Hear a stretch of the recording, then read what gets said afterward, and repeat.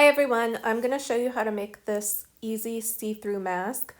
It's adjustable on the sides and you can kind of cheat it up and down on the elastic banding, which is just t-shirt yarn.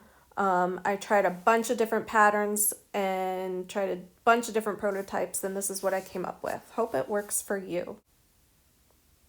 Okay, so you'll need something to cut fabric and something to cut paper. I've been using a rotary pinking cutter, but you can use anything. And then you might find it helpful to have an X-Acto blade to cut out the pattern in the center.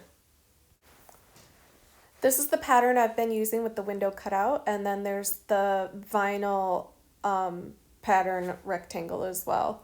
I've been using one piece of paper and just folding it over for the inside and the outside. So when you print off your pattern, you're going to fold along the dotted line and cut along the solid lines. I tried to print one that was a little longer for if you're using scissors instead of pinking shears. Just make sure it's 10 inches in length, and then the other page has your window and a few extras. You'll need some pins, you need something to mark your fabric, a wire is helpful for threading the ear loops. I've made a loop on this one. You'll need some cotton fabric that does not stretch, preferably the same weight for front and back, and then some t-shirt yarn is what I'm using for ear loops. This is the cuff of an old t-shirt. It's about 1 inch wide. You stretch it out and there you have it. Your vinyl will probably come with some paper backing. It's easier to cut out if you leave this together when you trace your pattern. You need a sewing machine or a needle and a thread, nothing fancy, and an iron and an ironing board. Start by cutting out your patterns. You'll need one big rectangle, one square, and your vinyl rectangle for your window. Don't cut out the center window yet. We'll do that later. Center your square on the rectangle, right sides together as you prepare to sew. You're going to sew along the top and the bottom, but only along the length of the square, not the length of the rectangle. Backstitch at the beginning and the ends of your square. Sew the top and the bottom of the square only.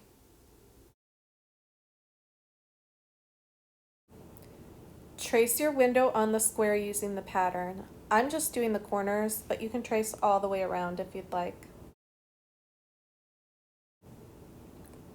Begin cutting an X from the center to each corner. If you think you cut through, you can use pins so that your scissors will have to stop when you hit them. Continue it until you have 4 lines creating an X.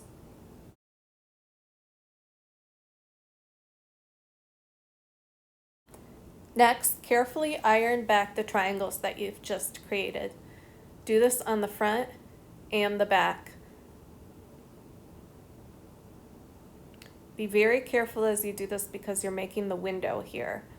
When you flip it over and do the other side, try to match those seams. When you're done ironing, trim off the tips of the triangles, leaving about 1/4 of an inch.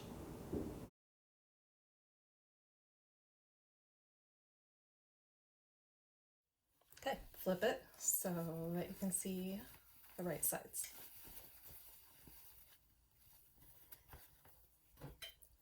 Get your hole in the middle.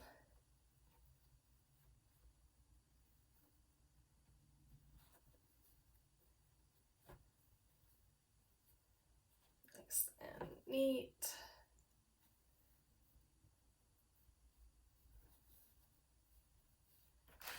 And iron down your seams.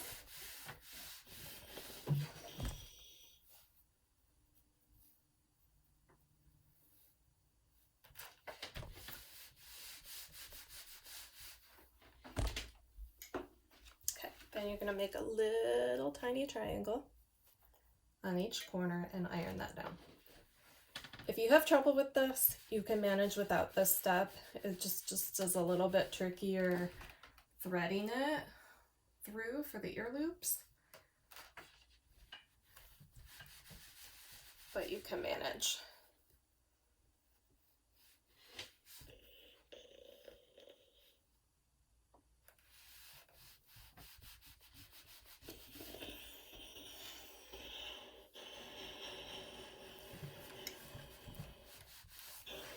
Okay, so if you've used scissors, can you see that?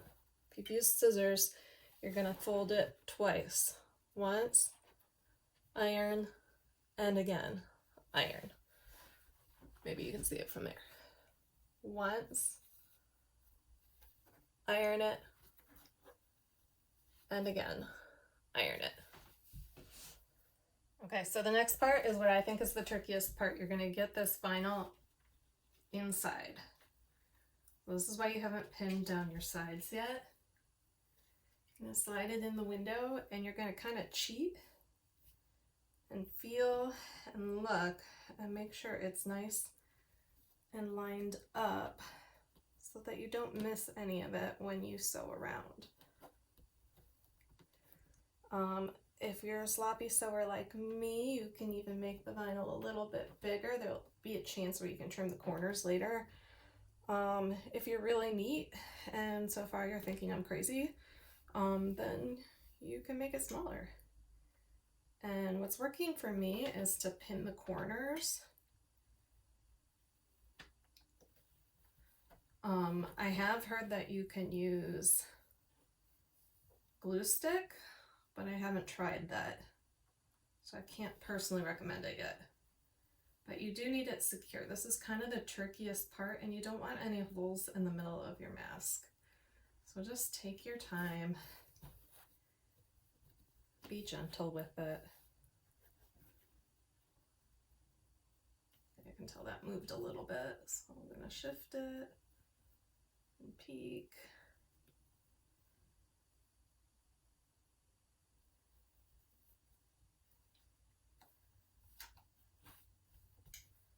One more.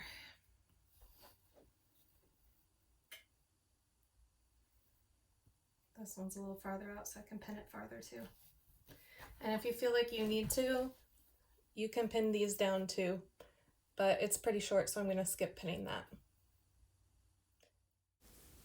Okay, this is the last time at the sewing machine. You're going to start by sewing around the vinyl window. You're going to go very carefully because you're going to sew close to the window, about 1/8 of an inch. But you need to make sure that you have both the fabrics and the vinyl all together. So feel with your fingers if you think things have shifted, pick things up, double check, lift your presser foot as you turn your corners, take your pins out as you go. Back stitch if you have to line things back up. We're not making anything for the runway here, so we're doing function over form. It's okay. Keep going all the way around. We're almost there. This is sped up, by the way. And double check at the end and make sure everything is secure. Okay, the last bit of sewing you have to do is the casing and your top stitch. So sew the edge of what you folded in and sew around the top of your square. And be very careful, pin it if you have to remind yourself not to go all the way to the edge. You need to keep that open so that you can slide in your elastic or your t-shirt yarn or your ties or whatever you're using for your mask at the end. Sew the second casing.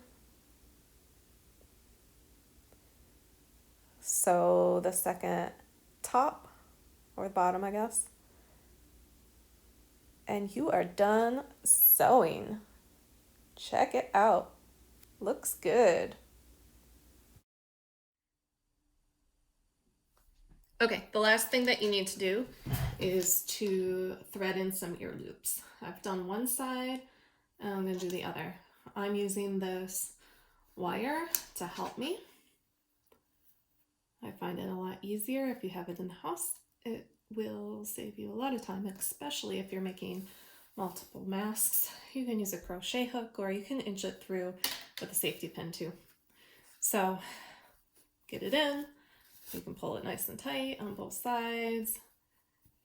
I like to adjust it on my face the first time I make one and tie the loops where they make best sense for me. You can also make them extra long and have them tie behind your head, whatever your preference is. Okay, so hopefully you were able to get yourself a mask. I want you to know that you can adjust this pattern up and down if it helps. I tried that a couple times for me. I find if you have a little bit more space in the nose, if you're going to go up and down rather than the chin, it's helpful. Everybody's face is a little bit different, so you may find that you need a bigger window or a smaller window.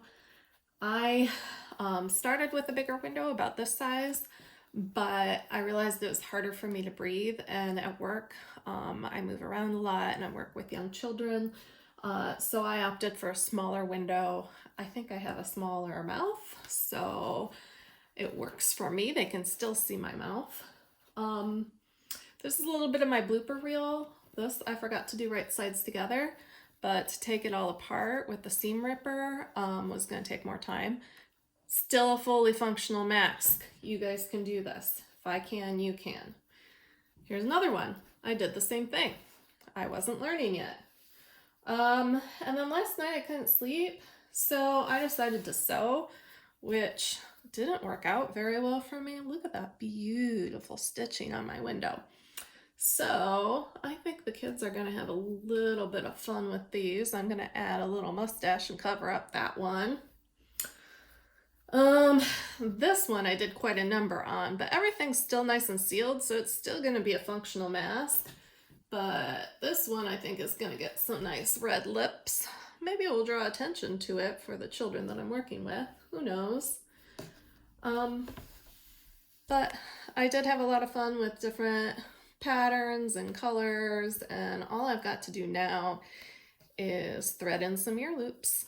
One word, if you think that you need a nose wire when you're adding in the window and you have that open, you can just add it at the top and sew a little rectangle around it to keep it in place. I've done it a couple times with this jewelry wire. It's a little bit stiffer than what I'd prefer. Just be sure to curve over the ends so that it doesn't puncture the fabric or puncture your skin. And remember that these are not necessarily approved by the CDC. These are dust masks. Hopefully they will help keep particles off of your face. And hopefully they will let people see your lips and see your expressions. If you have any questions, if you've made it, if you have thoughts, if you've found a way to make it easier or simpler, let me know. Share, please. Don't use this for profit, but share the pattern and make for everybody. And good luck. Thanks.